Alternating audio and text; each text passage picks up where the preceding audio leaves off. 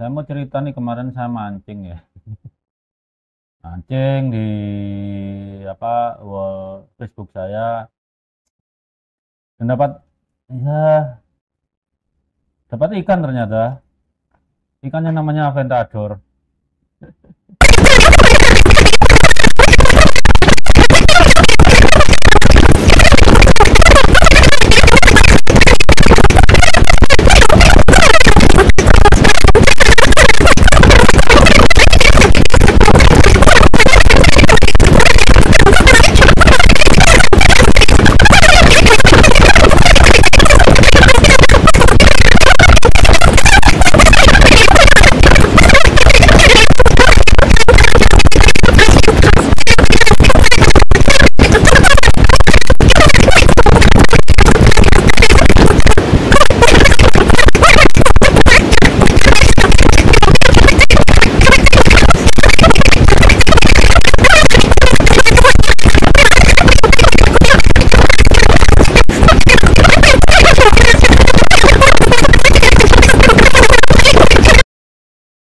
Assalamualaikum warahmatullahi wabarakatuh. Selamat malam teman-teman. Selamat berakhir pekan. Semoga akhir pekannya lancar jaya bersama keluarga. Saya mau cerita nih, kemarin saya mancing ya. Mancing di Facebook saya, dan ya dapat ikan ternyata. Ikannya namanya Aventador. Jadi kalau kalian lihat di webpage, di wall Facebook saya posting hasil forensik Yuya. Kalau yang pernah belajar biologi ngerti lah itu. Itu STR-nya apa itu ya. Nggak usah baca buku ya, kelihatan itu. Itu STR-nya autosomal DNA. Terus Aventador ini bahas dari autosomal DNA, nggak dia cari mana-mana, itu nggak dicari. Publikasi aslinya nggak dicari. Nanti saya tampilkan publikasi aslinya. Setelah itu dia mencari etnisitas Yuya dan keluarganya ya. Ya memang dari etnisitas itu dia menyimpulkan sendiri haplogrupnya Yuya. Dia udah terkenal haplogrupnya Yuya itu G2A gitu ya. Jadi dia cocok logi dari mencari ancestral DNA, diestimasi etnisitasnya, kemudian dia simpulkan sendiri kalau Yuya itu haplogrupnya E gitu ya. Ya memang keterbatasannya begitu, orang nggak pernah kuliah yang ini kok mau diapain. Dalam hal ini tuh Loraza ini jauh lebih berhati-hati daripada Aventador itu. Artinya sepanjang saya tahu Loraza ini tuh belum berani keluar dari ilmu yang dia pelajari gitu ya.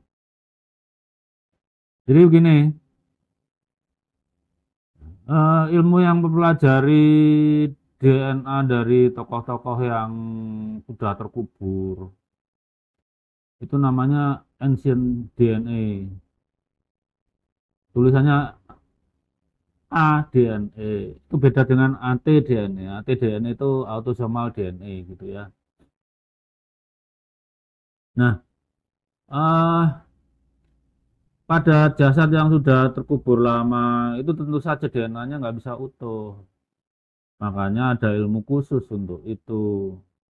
Tentu saja dia ya harus seperti kami dulu belajarnya ya dari mulai matematika, kimia, biokimia, terus biologi, apalagi ya. Itu banyak mata kuliah yang saya ambil.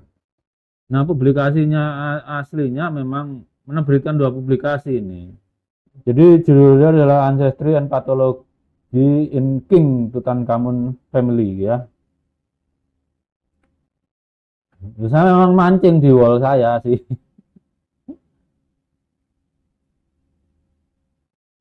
Nah, ini yang di siapa saja waktu itu yang diperiksa itu Tutankhamun, Tuya, mertuanya apa terus Yuya, Uta dan Yuya ini suami istri.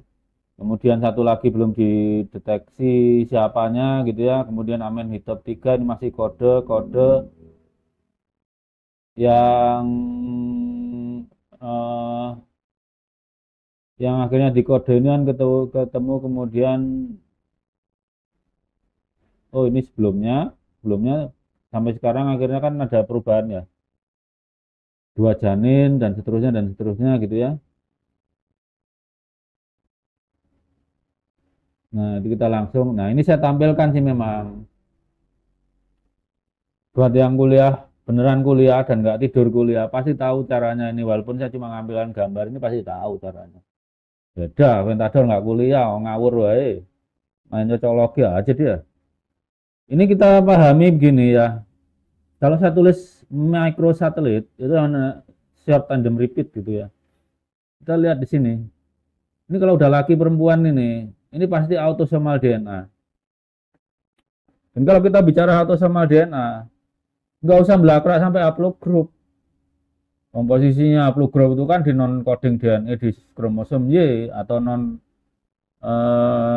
rekombinan Y region gitu ya.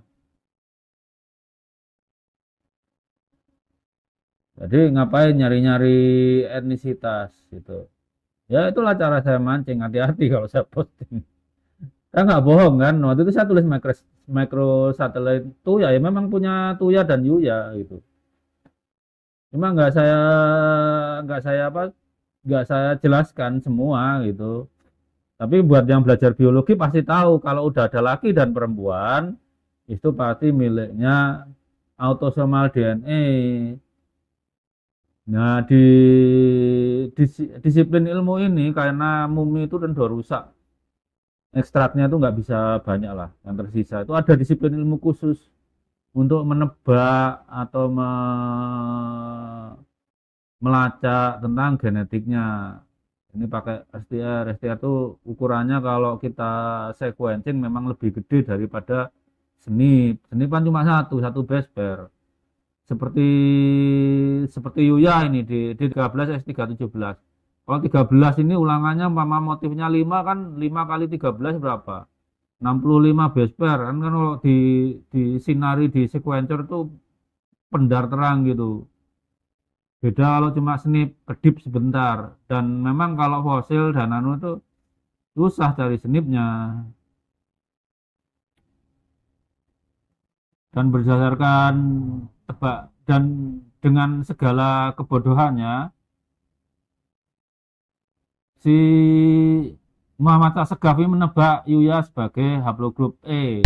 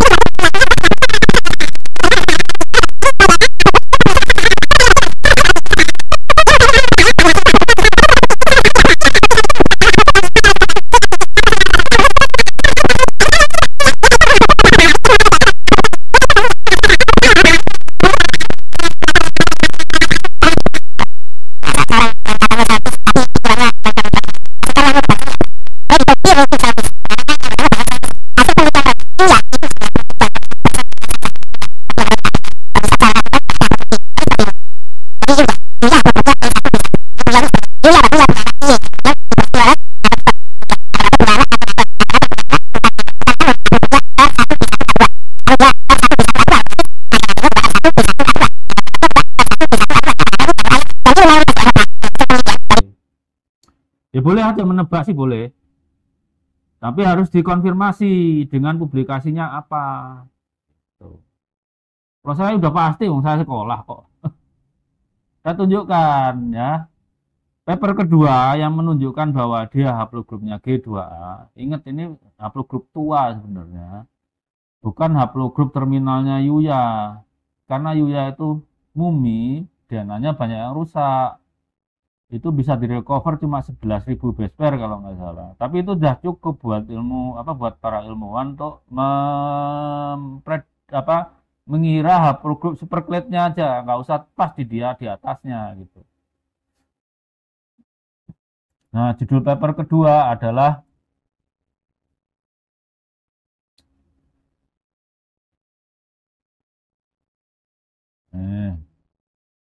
Maternal and paternal lineage in King Tutankhamun's family. Sama pengarangnya, profesornya masih sama. Ya, ini tim Profesor Yaya Katz ini sudah wafat ya. Kita doakan buat beliau nih. Karena beliau ini berjasa memperjelas nasabnya Pahlawi. Nah, di paper yang ini itu baru dipelajari mitokondrial dan Y kromosom dari anggota Firaun Tutankhamun gitu ya. Nah, di sini kita cari garis lurus laki-laki atau perempuan gitu. Bukan seperti tadi dari DNA autosomal terus ditebak haplogrupnya. Wis ketoro nggak kuliah itu. Bahkan metodologi ilmiah aja nggak lulus tuh. Ya, si Muhammad Asegaf itu memang Asegaf sopo sing pinter Asegaf. Nih ya, kita lihat ya. Oh, ini kalau kalian nggak kuliah biologi, baca paper yang ini pening. Nggak pernah nge-lab nih. Kita lihat tekniknya ya. Tuh, primernya segala macam tuh bisa direproduksi. Misalnya kita ketemu mumi siapa, kita ulang gitu bisa. Karena penelitian itu harus dapat diproduksi ulang, reproducible gitu ya. Teknis sekali ini. Lihat bacaan sequencernya kan teknis nih kelihatan nih. Baru kita lihat hasilnya.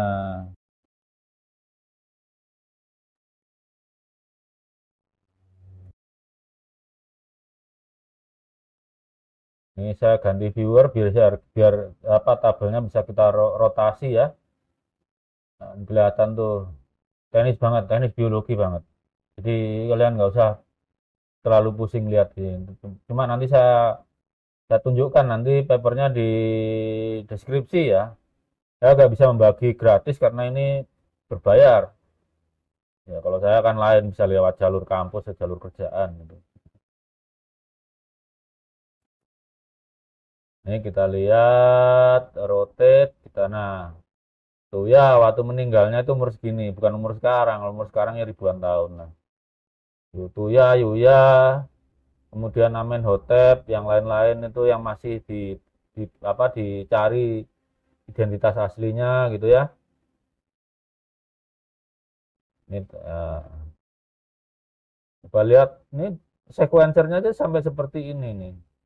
Tutankhamun ya, mitokondrial DNA mencari garis ibunya. Bahwa Tutankhamun itu kalau dari garis ibu ikut haplogrup K. DNA juga ada yang K, tapi kan beda.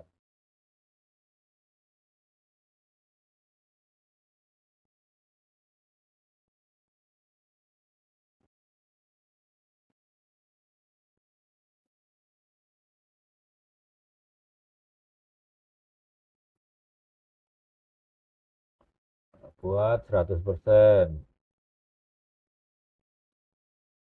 Dari hasil pemeriksaan STR, nih, saya bukan main kira-kira seperti Muhammad Asegaf itu. Yuya ini, lihat nih. Yang bolong-bolong ini apa? Rusak. Karena dia mumi. Misalnya kalau kita menggunakan pembanding para Balawi ini Abu Lahab pun, ya itu banyak yang rusak. Yang bagus itu malah ya kalau keturunan Hasan dan Husain yang membandingkan sepupu-sepupunya, DNA-nya kan bagus masih di DNA hidup. Tuh ya. Dengan proses iteratif nanti ketemu yang sepanjang mereka yang mengaku keturunan Nabi berpartisipasi rame-rame itu ya. Kita lihat nih apa ini SDR-nya ketemu haplogrupnya itu G2A atau kalau di situs seperti The Y3, Yfull itu ditulis GP15. Padahal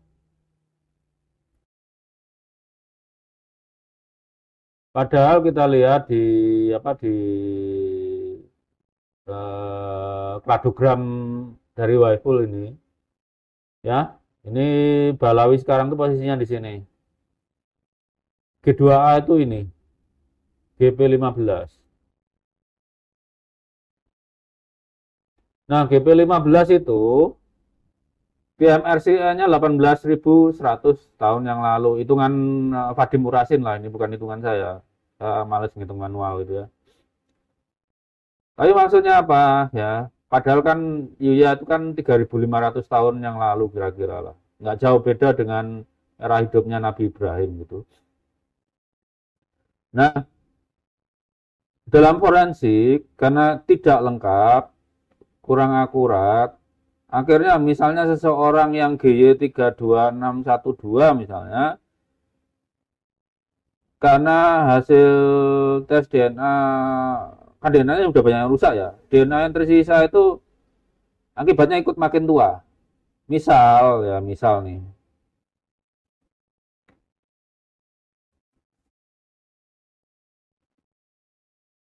era hidup Yuya itu di GY32612.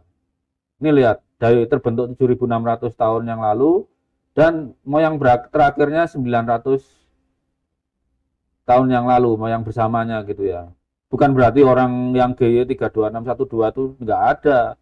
Di Armenia sana yang masih GY32612 itu masih ada gitu ya. Nah, seharusnya kalau lihat posisi Yuya dan hasil studi filogeografi, itu Yuya harusnya ikut ini GY32612. Ya belum tentu kalau keturunan Ba'alawi sekarang itu keturunan garis lurus Yuya. Namanya GY32612 ini kan orangnya ribuan nih.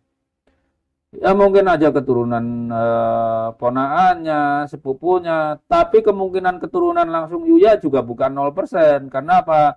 Yuya punya anak laki-laki satu. Tapi dari situ tidak ada berita lagi apakah berlanjut seterusnya dari anak laki-lakinya ini. Ya. Tapi kalau melihat posisinya sebagai bangsawan dan sepertinya mati dengan kehormatan, keluarganya itu tidak dibasmi atau anaknya dijadikan budak atau dijadikan kasim, dikebiri gitu ya. Ya kemungkinan Yuya masih punya keturunan langsung sekarang. Kalau kita periksa Asegaf dan Yuya, itu senip dan STR-nya pasti ada kemiripan gitu ya. Bukan kemiripan, disamaan. Cuma Yuya karena ribuan tahun lalu akumulasi mutasinya lebih sedikit daripada Muhammad Asegaf. Begitu ya. Sekarang relasinya apa antara Yuya, keluarga Yuya, nggak usah Yuya ya, Bani Yuya itu ya. Populasi haplogrup G di Mesir dengan populasi haplogrup G di Yaman. Kita pakai studi filogeografi, yaitu titik di mana-mana haplogrup G itu meninggalkan keturunan. Makin besar frekuensi alelnya, berarti dia lebih tua di situ. Kita tahu di Mesir itu populasi haplogrup G itu 9%. Jadi udah ribuan tahun mereka di sana. Laki-lakinya ya, kita nggak bicara etnisitas, haplogrup G. Haplogrup posisinya di kromosom Y DNA yang tidak berkombinasi dengan pihak ibu. Sekarang kita cek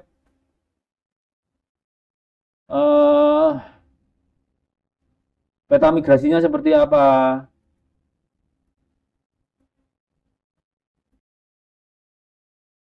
Kita cek nih ya, migrasi dengan SNP-nya.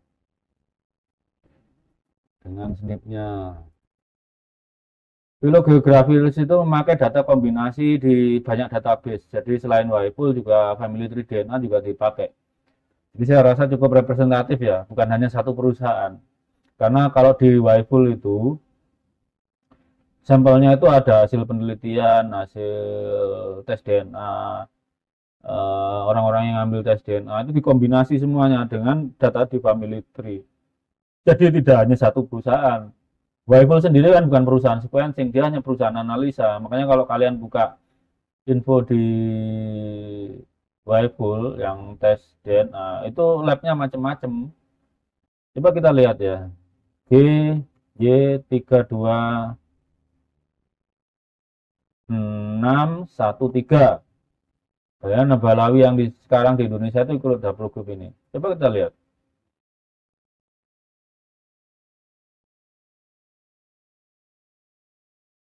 Nah, lihat nih. Lihat sendiri deh.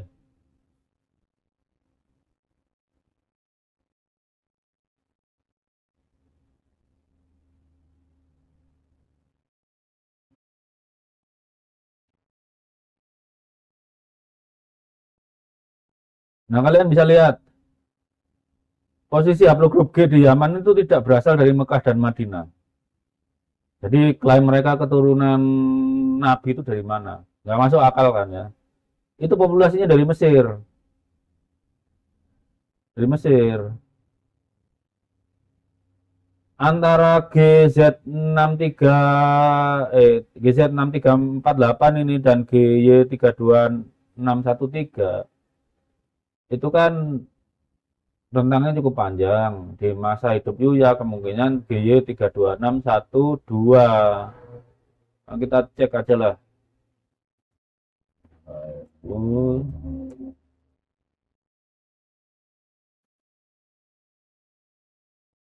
Nah, ini TMS-nya 7.600 tahun yang lalu nih kalau ikut tadi.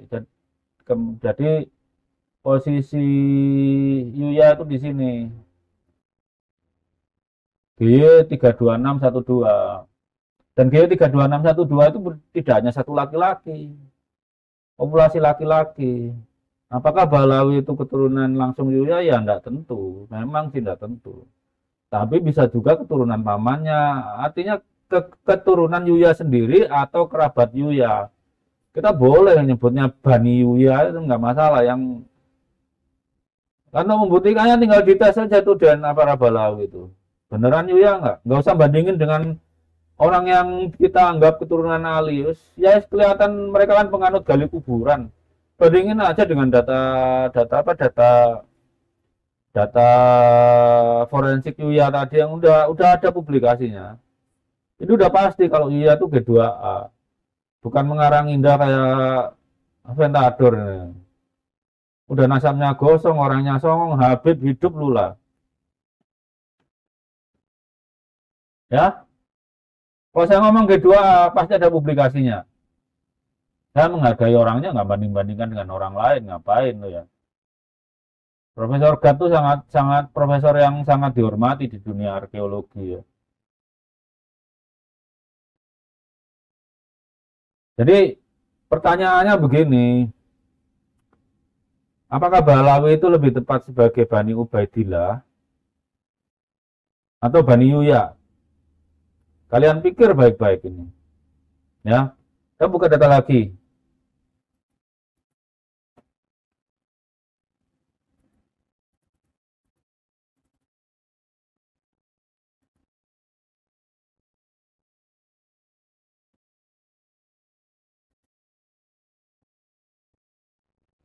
Nah, kita lihat haplogrupnya itu ya, yang mengklaim keturunan Ubaidillah itu 1G, kemudian ada J, ini J1, JM267 itu, ada E, ada R, mana lagi itu, ada L, 5 kan, tadi sudah saya sebut ya, ada B, udah 6, ada I, ada T, mana lagi nih, T itu udah 8 ya tadi.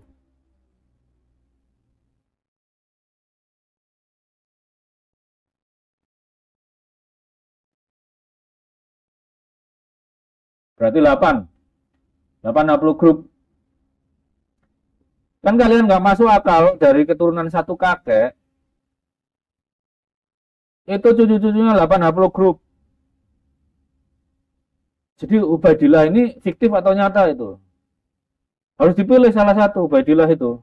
Apakah dia G, apakah dia C, apakah dia E, apakah dia apakah dia T, ataukah dia R. Itu urusan keluarga Balawi itu menghormati kakeknya itu. Enggak mungkin jadi satu orang sampai punya 8 superclade itu nggak mungkin. Mutasinya memungkinkan, tapi dalam dunia genetika nanti ditarik garis lurus kayak kita buat grafik kinetika di laboratorium gitu. Satu senip bisa aja dimiliki 2 superclade bisa, tapi kan moyangnya beda, waktu terjadinya beda. Kalau satu senip dimiliki oleh 2 haplogroup, itu berarti kakeknya pasti beda. Senip-senip kakeknya, akumulasi senip dari kakeknya itu pasti beda. Kedua, STR-nya beda. Nanti bahas itu lain kali. Nah, sekarang masuk akalnya di mana? Balawi itu dinisbatkan ke Ubaidillah yang kemungkinan besar fiktif, karena yang mengklaim keturunannya aja ada 8 superclade haplogroup. Atau dinisbatkan ke Yuya yang jelas fosilnya, dan Balawi di Indonesia itu punya kekerabatan. Belum tentu keturunan langsung, iya. Tapi jelas ada keturunan kekerabatan.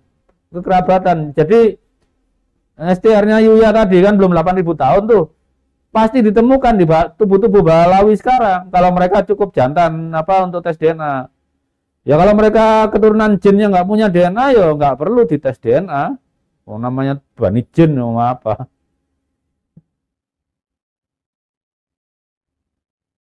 Jadi silakan dipikir, apakah Ubaidillah itu, Balawi itu Bani Ubaidillah yang kemungkinan besar fiktif, saya nggak yakin itu kuburannya asli, atau dinisbatkan Yuya yang punya kesamaan DNA dengan Balawi sekarang, yang jelas hasil laboratorium, ya. Karena begini, benar bahwa STR itu, kalau perusahaan bilang prediksinya itu akurasinya tidak setinggi senip. Tapi ingat, prediksinya itu bukan bikin belok haplogroup. Misal nih ya, seperti ini. Seseorang yang GY32612 itu kalau tes STR belum tentu dia di sini, bisa jadi orangnya di sini nih. 32613. Tapi meleset-melesetnya itu ke satu garis lurus. Bukan karena STR-nya menyatakan G, hasil tes STR-nya biasanya kok di atasnya kan kalau nggak punya pembanding. Terus melesetnya dibilang nggak akurat, terus jadi J, nggak mungkin. Tetap G, tapi akurasinya itu menurun dengan merujuk haplogroup kakeknya. Kan begitu, makin tidak akurat, dia makin naik posisinya, makin menuju akar. Itu kalau kita tesnya STR. Jadi itu tadi Yuya kenapa dibilang G2A, padahal hidupnya itu yang 3.500 tahun yang lalu. Sehingga tadi 3.500 yang kita itulah kurang lebih. Nanti karena dia kan STR-nya nggak lengkap tadi, karena udah mumi lah udah. Dan yang direcover dari kromosom Y-nya itu dari 3 kan sekitar 62 juta base pair ya, itu cuma 11.000. Tapi itu udah cukup buat ilmuwan bahwa orang ini pasti haplogroup G, bukan J, bukan O, bukan, karena posisi yang dideteksi itu memang ditempati oleh haplogroup G, G2A. Ya. Kalau kita lihat G2A, apakah bercabang di situ? Ada cabangnya.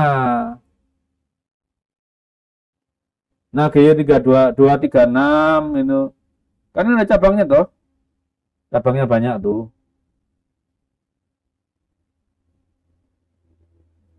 Iya di sini. GP15. Jadi deteksi paternal lineage dengan STR itu, kalau perusahaannya ngomongnya kurang akurat, itu bukan berarti meleset ke samping, bukan. Dia makin naik ke atas. Harusnya misal nih keturunan Sayyidina Ali ya, dia pakai tes STR, belum ada pembandingnya tes SNP. Karena SDR harusnya misalnya dia ke Bani Musa Al-Kadim, meleset-melesetnya dia tetap Bani Ali. Kan berapa generasi toh? Melesetnya itu ke atas, bukan nyamping gitu, bukan belakrak gitu, bukan nyamping jadi G, enggak.